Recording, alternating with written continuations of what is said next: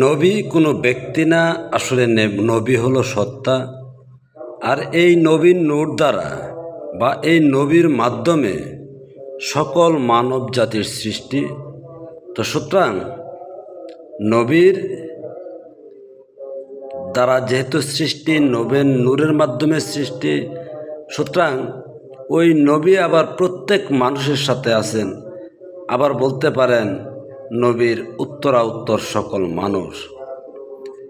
তো এখানে নবী থেকে আলাদা বা ভিন্ন কোনো মানুষ নয়। তো যেহেতু নবীর থেকে কোনো মানুষ ভিন্ন নয়, আর আহলে বায়ত শব্দটার অর্থ হইল নবীর ঘরে যারা আছেন, নবীর উত্তরসূরি যারা আছেন, নবীর উত্তর যারা আছেন। তবে মূল বিষয় হলো প্রত্যেকটা মানুষ নবীর ঘর ব্যতীত আমরা জীবনযাপন করতে পারি না। কারণ নবীর ঘর ছাড়া তো থাকেন না।